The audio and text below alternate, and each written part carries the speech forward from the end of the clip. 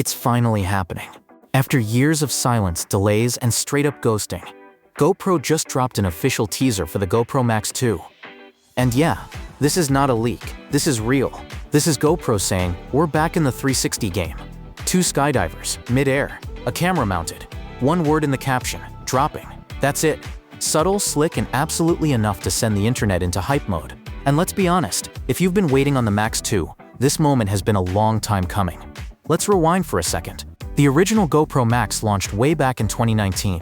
Insta360 has released 4 flagship 360 cams since then. DJI has entered the chat with the Osmo 360 leak and its insane 1-inch sensor. And GoPro, until now they've mostly just existed. But finally, the Max 2 is preparing to drop. Literally. From the teaser shots, we can see a few things. The lens design is more centered this time, which should help with cleaner stitching. There are beefy cooling fins on the front, likely borrowed from the Hero lineup, which means GoPro's trying to fix those overheating issues from the OG Max. About time.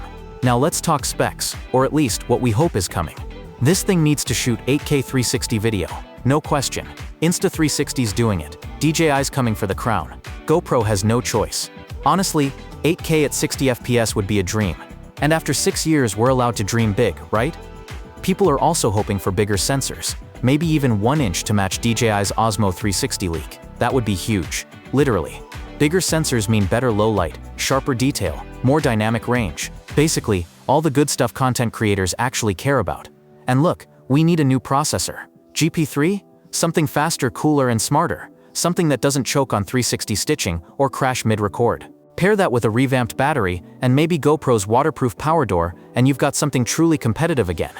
Oh, and GoPro, if you're listening, please fix the Quick app. Insta360 is destroying you in software. AI reframing, auto-tracking, buttery smooth transitions. Insta software makes editing feel fun.